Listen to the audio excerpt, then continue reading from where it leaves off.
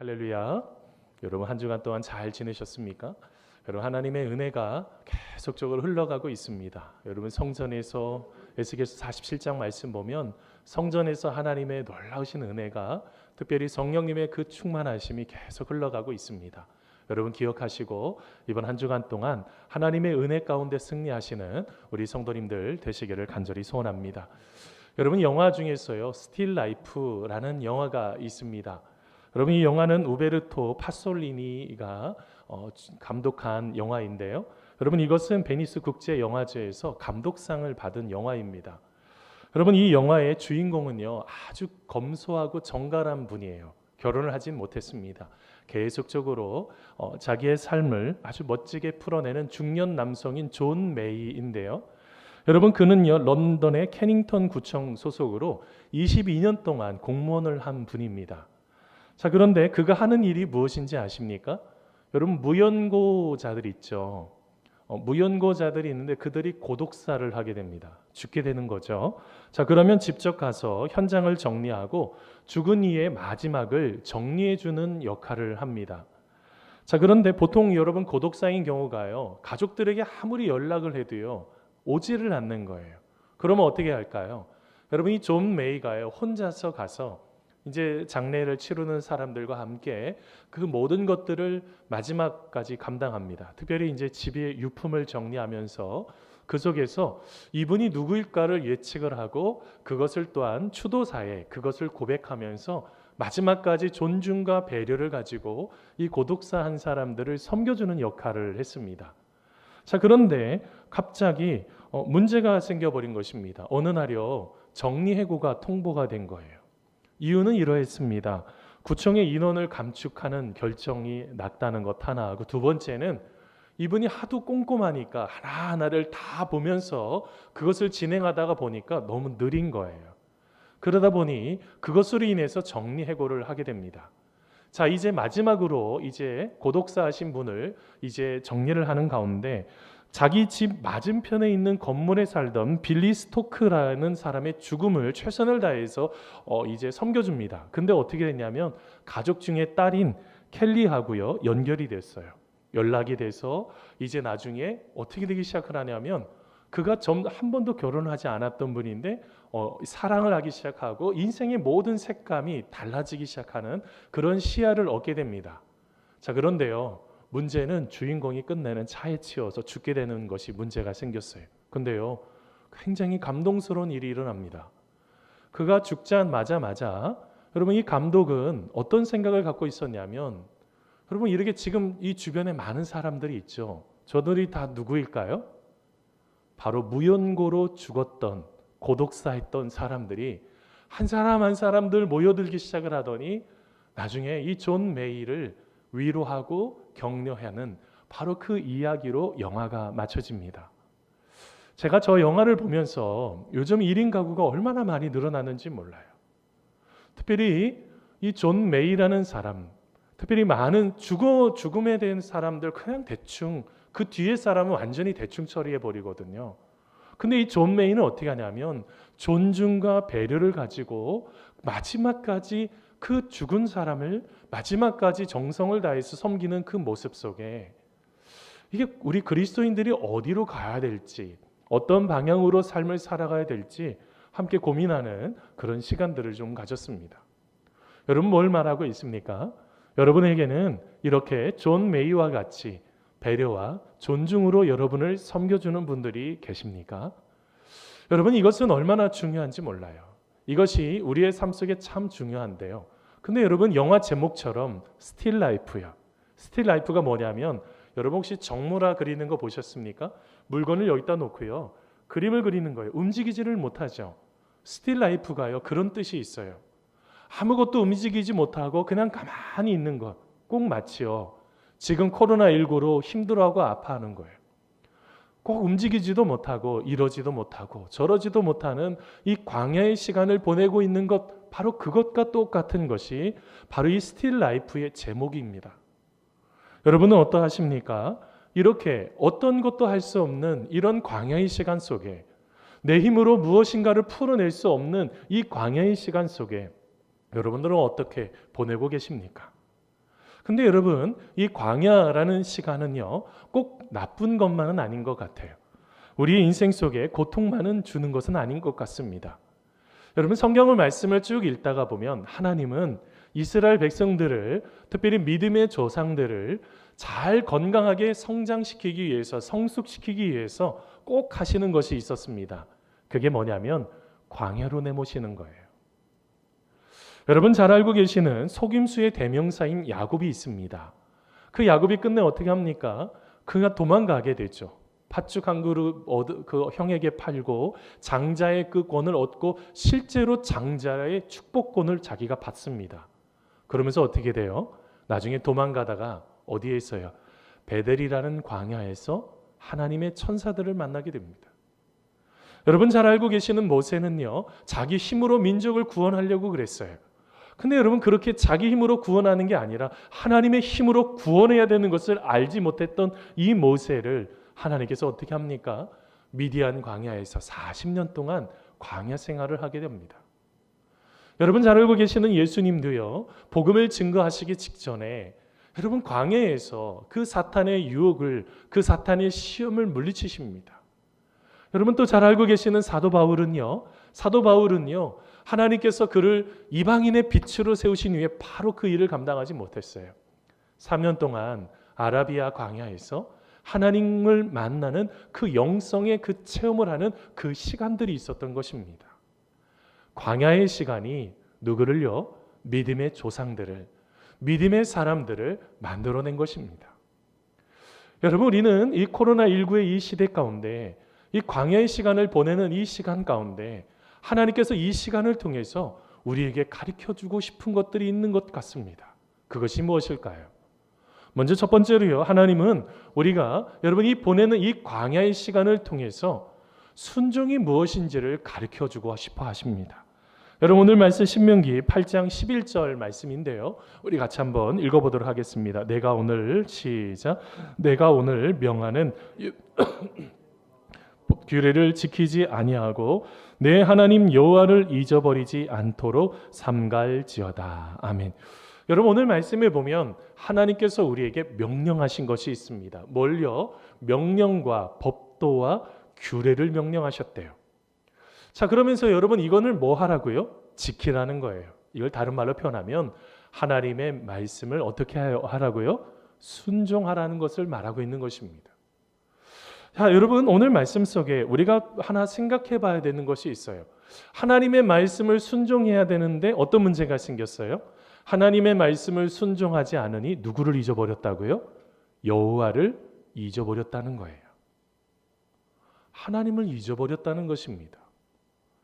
여러분 여기에서 우리가 한 가지 생각해 볼 이유가 있어요. 아니 지금 오늘 말씀은 이제 신명기 말씀 아닙니까? 이제 가나안 땅에 들어가기 전에 모세가 하나님의 말씀을 다 정리하면서 이제 가나안 땅에 들어갔을 때 조심해야 되는 부분들을 말씀을 많이 하셨습니다. 자, 그런데 그 말씀 속에 지금 왜 하나님께 순종하지 않고 왜 하나님을 잊어버리는 문제가 일어나게 되었을까요? 오늘 말씀에 보면은요, 여러 가지 이유가 있습니다. 그 중에서 오늘 말씀에 보면 신명기 8장 12절에서 13절 말씀에 보면 이런 말씀이 있습니다. 우리 같이 한번 읽어보겠습니다. 내가 먹어서 배부르고 아름다운 집을 짓고 거주하게 되며 또 내 소와 양이 번성하며 내 은금이 증식되며 내 소유가 다 풍부하게 될 때에. 아멘. 뭐 할 때 잊어버렸다고요?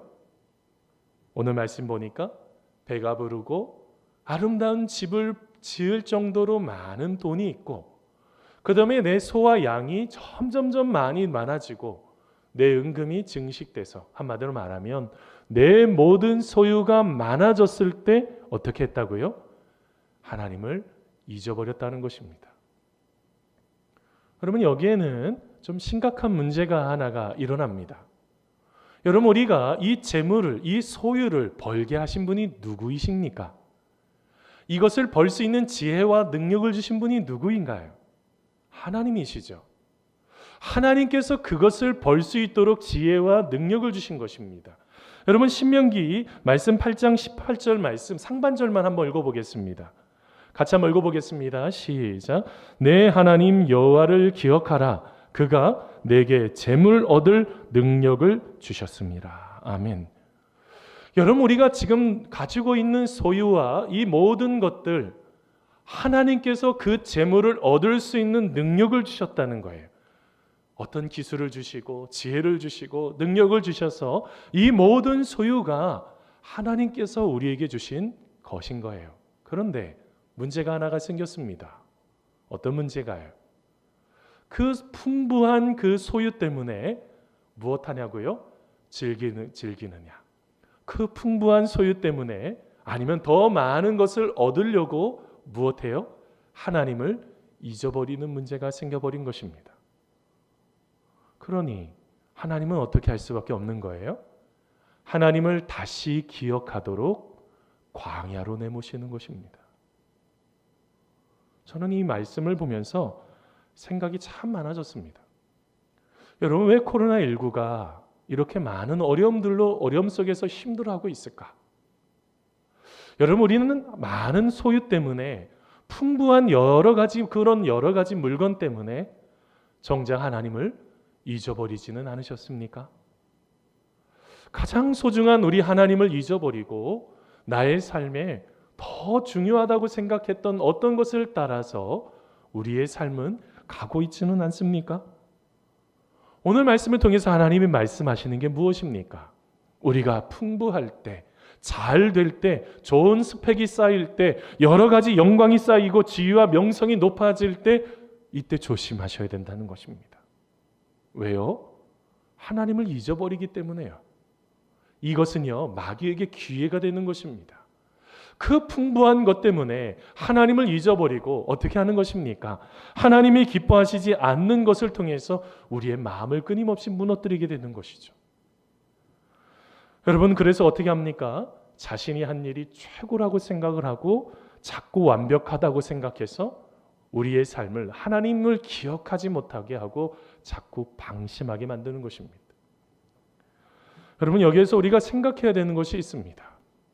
여러분, 하나님 보시기에요, 믿음이 좋은 사람들은요, 여러분, 하나님의 말씀에 순종한다고요. 하나님의 말씀을 따라가고 하나님이 기뻐하시는 일들을 감당하게 됩니다. 그게 당연한 거 아니겠습니까?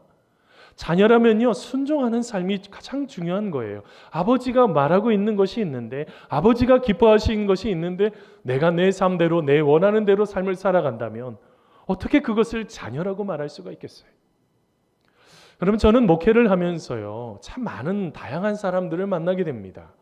많은 분들을 만나면서 여러분, 믿음이 있는 분들 보면은요, 자세히 보면은요, 아주 잘 순종하시는 분들이에요. 왜 그럴까요? 그들의 마음속에요, 어떻게 합니까? 하나님이 보고 계시는데, 하나님이 함께하고 계시는데 내가 어떻게 그렇게 할 수 있느냐는 거예요. 그런 분들은 말끝마다 이런 이야기를 합니다. 이 모든 것이요, 하나님의 은혜입니다 라는 말을 계속하세요. 뭘 말하고 있는 것입니까? 순종은 잘하는 사람들은요, 여러분, 자기 자신뿐만 아니라 아주 공동체를 아주 건강하게 세워가는 그런 놀라운 일들이 일어나더라는 거예요. 여러분, 하나님의 말씀에 순종하고 계십니까? 하나님의 말씀 속에 하나님 그거 아니에요, 그거 내가 생각했던 거 아니에요, 왜 이런 일로 그렇게 하십니까? 라고 혹시 생각하고 계시지는 않습니까? 여러분, 출애굽기 말씀을 읽다 보면 여러분 잘 아시는 모세를 만나게 됩니다. 모세요, 왕으로서 어떻게 보면 나중에 왕도 될 수 있는 사람 아니었겠습니까? 그런데요, 하나님께서 그를 왕으로서 그의 모든 삶을 풀어내도록 하지 않습니다. 어떻게 하세요? 40년 동안 광야로 내보시는 거예요. 어떤 생각이 들었을까요? 양을 치면서요. 왜 이런 것을 하셨을까? 이 광야, 이 긴 시간들 너무너무 힘들고 어려운데 왜 하나님이 이렇게 하셨을까? 근데 여러분, 그 40년, 광야의 그 40년이 어떻게 되는 것입니까? 나중에 이스라엘 백성들 200만 명을 이끌어갈 수 있는 그 모든 광야를 속속들이 다 알 수 있는 바로 놀라운 복으로 바뀌었다는 것이에요. 뭘 말하고 있습니까? 우리가 지금 경험하고 있는 고난이, 지금 경험하고 있는 이 광야의 시간이 나 혼자만의 고통이 아니라는 것입니다. 누군가를 살릴 수 있는 복이 될 수가 있다는 거예요. 그렇다고 한다면 우리는 모든 것 속에서 여러분 어떻게 해야 될까요? 이 광야의 시간들, 이게 나쁨의 시간, 고통의 시간이 아니라 이 시간을 통해서 하나님께서 우리의 삶을 아름답게 세워가는 바로 그 복의 시작임을 우리는 기억해야 된다는 것입니다. 다윗은요, 광야에서 만들어지는 것입니다. 왕궁에 계속 있으시면요, 사울밖에 만들어지지가 않아요. 그럼 뭘 말하고 있습니까? 하나님은요, 우리 인생이요, 하나님의 말씀을 따라서 진저로 순종할 수 있는, 하나님이 기뻐하시는 그 모든 길을 걸어갈 수 있는 그런 삶이 되기를 원하신다는 것입니다. 근데 여러분, 이 순종이요, 어려운 것일까요? 여러분, 신명기 30장 11절 말씀입니다. 여러분 같이 한번 읽어보겠습니다. 시작. 내가 오늘 내게 명령한 이 명령은 내게 어려운 것도 아니요 먼 것도 아니니라. 아멘. 여러분, 왜 어려운 것도 아니고 먼 것도 아닐까요? 하나님을 의지하면 그렇게 되기 때문에 그래요. 하나님과 함께 동행하면 그거 그렇게 먼 것 아닙니다. 그렇게 어려운 것 아닙니다. 내가 하나님 의지하면 하나님은 우리의 인생의 모든 삶 속에 가장 쉬운 곳, 가장 편안하게 우리의 삶을 이끌어 가시는 그 출발이 되신다는 거예요. 사랑하는 성도 여러분, 혹시 광야의 시간을 보내고 계십니까? 말씀이 안 들어오고 봉사하는 것을 쉬고 싶고 내가 예배 가운데 거하고 싶지 않는 그런 마음들이 있으십니까? 이 모든 게 다 영적인 광야예요. 여러분, 이 광야의 시간 속에 우리는 혹시 너무나 우리의 소유에 집착하다가 정작 이 도시의 느슨한 행복한 생활 속에 빠져 있다가 여러분 하늘을 놓치고 있지는 않습니까? 오늘 말씀에 하나님께서 말씀하시는 건 우리의 삶 속에 그 열매만 바라보다가 뿌리를 놓쳐버리고 열매만 바라보다가 하나님을 잊어버리는 그런 삶을 살지 말라고. 그것이 바로 죄라고, 그것이 바로 하나님과 상관없는 것이라고 말씀하고 있다는 것입니다. 사랑하는 성도 여러분, 우리 모두 하나님을 잊지 말고 하나님의 말씀에 여러분 순종하는 우리 모두가 다 되시기를 간절히 소원합니다. 여러분, 두 번째로요, 여러분 하나님은 이 광야의 시간을 통해서 무엇을 가르쳐 주기를 원하실까요? 바로 겸손입니다. 여러분, 오늘 말씀 신명기 8장 15절로 16절 말씀입니다. 우리 같이 한번 읽어보겠습니다. 시작.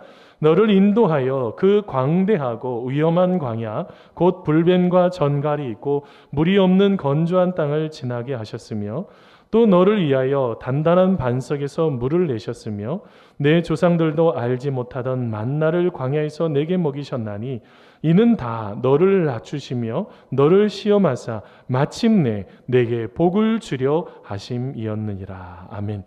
여러분, 오늘 말씀 15절 말씀에 보면 광야를 표현할 때 그 앞에 붙는 수식어가 있습니다. 어떤 광야라고 표현합니까? 광대하고 굉장히 멀다는 거예요. 넓다는 거 아니겠습니까? 그 다음에 또 뭐 하다고요? 위험하다고 말을 합니다. 지금의 시간 우리가 금방 끝날 줄 알았잖아요. 이렇게 길어질 줄 알았나요? 아주 광대합니다. 언제 멈춰질지 모르겠어요. 그뿐만 아니라 위험합니다. 오늘 말씀에 쭉 읽다가 보니까 그 광야에는 불뱀도 있고요. 그 다음에 전갈도 있다고 합니다. 그 다음에 또 어떻게 되어요? 건조한 땅이라는 거죠. 아주 험하고 아주 지치는 곳이 바로 이 광야라는 것입니다. 그러면 왜 광야로 하나님께서는 이끌어 가실까요? 여러분, 오늘 말씀의 끝부분에 나오는데요. 복을 주시기 위함인 거예요. 광야의 시간의 끝에 우리가 시험을 경험하고 이 시험을 통해서 어떻게 해요? 복을 누리는 인생으로 만들어 주시기 위해서 이 광야의 시간을 허락하신 것입니다. 자, 그런데 복을 주시기 바로 직전에 하나님께서 하시는 일이 있으세요. 그게 뭘까요? 너를 낮추시고 라는 말씀이에요. 복을 받으려면요, 겸손하셔야지 돼요. 복이 있는 인생이 되려면요, 겸손할 때 복이 있는 것입니다. 여러분, 그러면 겸손이라는 게 뭘까요? 여러분, 이 겸손과요, 종이 한 장밖에 차이 나지 않는 교만이라는 것을 알면 돼요. 여러분, 이 겸손과 교만의 차이는 무엇일까요? 다른 데 있지 않습니다. 겸손과 교만의 차이는요, 내가 하나님 중심주의로 살아가면 겸손한 거예요. 그런데 내가 원하는 대로 살면요, 그게 바로 교만한 거라고요. 여러분, 교만하면 어떻게 될까요? 하나님을 잊어버리는 거예요. 여러분, 오늘 말씀 신명기서 8장 14절 말씀입니다. 여러분 같이 한번 읽어보겠습니다. 내 마음이 시작. 내 마음이 교만하여 내 하나님 여호와를 잊어버릴까 염려하노라. 여호와는 너를 애굽 땅 종되었던 집에서 이끌어내시고. 아멘. 여러분, 어떻게 돼버린 것입니까? 내가 내 중심주의로 나 원하는 대로 삶을 살다가 보니 어떻게 돼버렸습니까? 마음이 교만해져서 하나님을 잊어버린 것입니다. 이게 얼마나 심각한 문제예요. 여러분, 이 교만에는요, 치명적인 약점이 있습니다.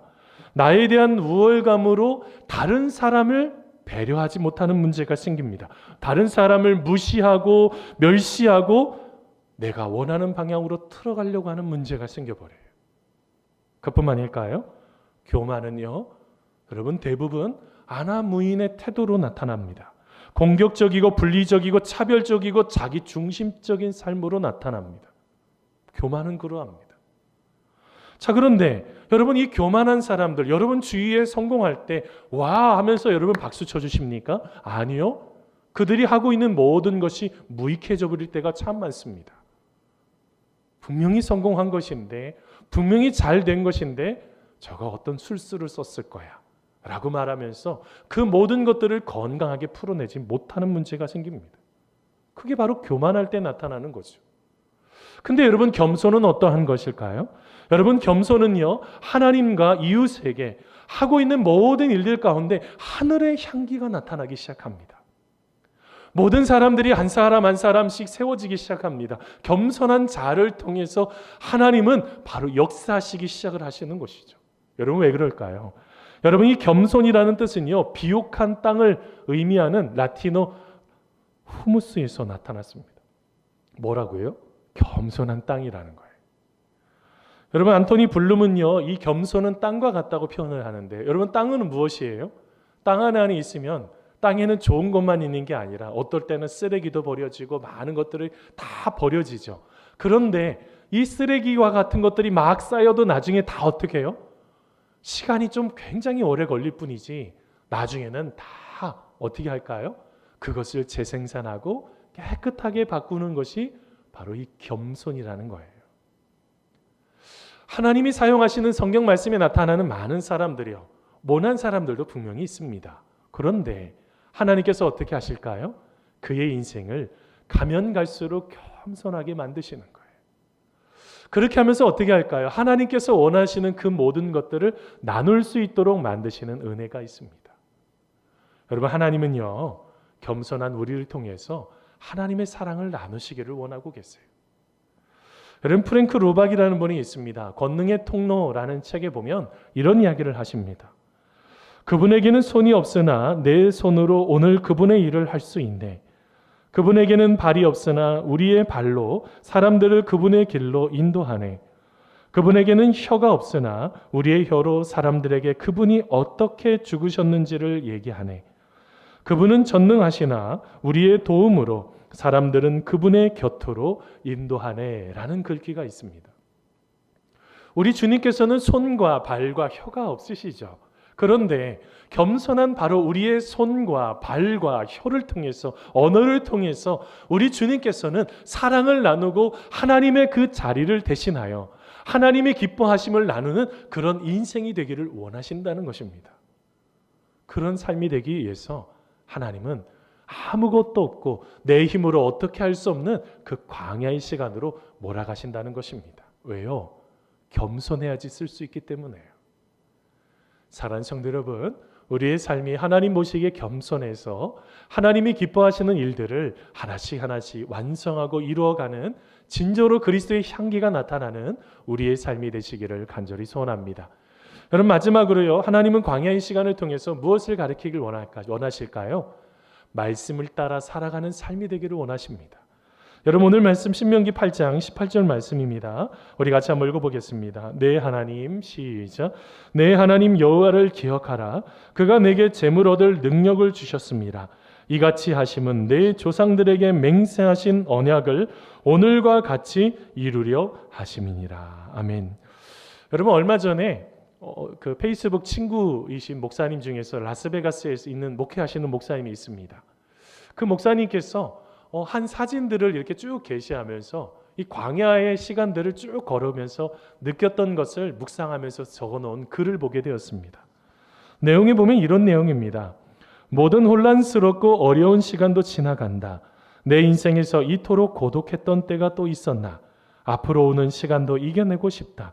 정말 산다는 것에 의미를 남기고 싶다라는 짧은 글귀가 있었습니다. 그러면서 여러분 아시겠지만 라스베가스에서 조금만 지나가면 다 광야잖아요. 여러분이 그 광야의 그 길을 걸으면서 하나님과의 그 만남, 삶의 의미가 무엇인지를 다시 한번 점검하는 그런 시간들을 목사님이 갖고 있는 것입니다. 자, 그러면 하나님은 이 광야의 시간을 통해서 우리가 무엇을 깨닫기를 원하실까요? 여러분, 광야라는 게요, 히브리어로 미드바르입니다. 그런데 이 미드바르하고 똑같은 여러분 어간이 있는데요, 이 동사형이요, 말씀하다, 다바르라는 의미하고 똑같은 의미예요. 광야의 시간을 통해서 무엇을 깨달아야 될까요? 하나님의 말씀대로 사는 것이 무엇인지를 깨달으셔야 돼요. 원망하고 불평을 쏟아놓는 것이 아니라 하나님의 말씀대로 살 때 그 위대함을 우리 스스로가 경험하는 시간이 되셔야 된다는 것입니다. 여러분, 이 고난이라는 이 시간을 통해, 이 광야의 시간을 통해 하나님의 말씀을 배워가야 된다는 것입니다. 여러분, 시편 119편 71절 72절에도 바로 그런 고백이 있죠. 고난당한 것이 내게 유익이라. 이로 말미암아 내가 주의 율례들을 배우게 되었나이다. 주의 입의 법이 내게는 천천금문보다 좋으니이다 라고 말씀하셨어요. 뭘 말하고 있는 것입니까? 우리가 먹고 사는 것보다, 우리가 금은을 갖고 있는 것보다 더 중요한 것은 하나님의 말씀을 알아가셔야 된다는 것입니다. 광야의 시간 속에 내가 하나님의 말씀을 알아가면서 이 시간을 통해서 하나님의 꿈과 하나님의 비전을 발견하고 우리의 인생을 어떻게 이끌어 가시는지, 하나님과의 친밀함을 경험하셔야 된다는 거예요. 여러분, 이 광야의 시간에 대해서 연구한 셸리 트레비시가 있습니다. 여러분, 셸리 트레비시가 쓴 고립의 축복이라는 책이 있어요. 여러분, 저 책에 보면 광야, 이 특별히 고난의 시기 가운데 여러분 4단계를 시기를 경험한다는 거예요. 첫 번째 단계는요, 발가벗겨지는 단계를 경험한다는 것입니다. 완전히 다 발가벗겨지는 거예요. 부족함도 느끼고요, 무기력감들, 무가치함들, 이것들을 내가 느끼게 된다는 거예요. 그러면서 두 번째로 하나님과 씨름하는 단계로 넘어간다는 것입니다. 옛자와 하나님의 뜻 사이에 갈등하면서 계속 씨름하게 되는 그런 시간이 있다가 세 번째로 하나님과의 친밀함을 경험하는 단계를 경험한다는 거예요. 마지막으로 어떻게 될까요? 미래를 바라보는 단계, 하나님이 나에게 주시는 그 비전을 바라보면서 걸어갈 수 있는 단계로 이끄신다는 것입니다. 여러분, 하나님은 우리들 한 사람 한 사람들을 리더로 세우시기 위해서, 하나님이 기뻐하시는 삶으로 이끄시기 위해서 그렇게 자꾸 광야의 시간 안에 우리를 자꾸 고립되게 만들어 가신다는 거예요. 나 혼자 던져진 것과 같은 그런 외로움들, 그런 고통들을 우리 하나님께서 이끌어 가신다는 거예요. 그런데요, 그게 축복이 된다는 거예요. 그것을 통해서 공동체와 개인이 우리의 삶 속에 영적인 변화가 일어나기 시작한다는 것입니다. 그러면서 하나님을 바라보는 인생으로 우리의 삶을 이끌어 가시기 시작한다는 것이죠. 여러분, 이 광야의 시간은 무엇을 말하고 있을까요? 내가 너무 봤던 그 소유를 넘어서서 이제는 하나님을 바라보는 시야로 바꾸라고, 이제는 하나님이 기뻐하시는 그 길을 따라가라고 이끌어 가시는 그 귀한 축복의 통로라는 것입니다. 실패가 아니고요, 넘어짐만이 아니고요, 다시 남은 인생 속에 하나님을 바라보면서 삶은 하나님을 진정으로 내가 아니면 안 된다라고 고백할 수 있는 바로 그 출발이 바로 이 광야의 시간이라는 것입니다. 사랑하는 성도 여러분, 우리가 하나님을 잘 바라보셔야지 돼요. 실패하고 좌절해도요, 하나님을 바라볼 때 우리가 다시 일어설 수가 있어요. 여러분 잘 알고 계시는 여러분 마더 테레사 수녀가 있습니다. 여러분, 마다 테레사 수녀가요, 저는 신분에 대해서 글을 쭉 보다가 깜짝 놀랐어요. 그가요, 그게 고해 성사를 담당하는 사제에게 이런 편지를 보냈다고 합니다. 예수님은 당신을 특별히 사랑하십니다. 그러나 나에게는 침묵과 공허함이 너무 커서 예수님을 보려 해도 보이지 않고 들으려 해도 들리지 않습니다. 기도하려 해도 혀가 움직이지 않아 말을 할 수가 없습니다. 라고 썼고요. 또 다른 편지에는 이렇게 썼습니다. 내 영혼에 왜 이렇게 많은 고통과 어둠이 있는지 얘기해 주십시오. 라고 적었습니다. 이상하죠? 50년 가까이 긴 시간을 그렇게 많은 고아들과 연약한 사람들, 그다음에 한센시 병에 걸린 사람들을 계속 케어했던 그 마더 테레사 수녀가 그렇게 힘들고 어려움의 영적인 어둠의 시간들을 여러분 걸어가고 있었다는 것입니다. 그런데 여러분, 바로 이런 것들, 그렇게 됐다고 해서 힘들고 어려웠다고 해서 신앙을 포기했나요? 아닙니다.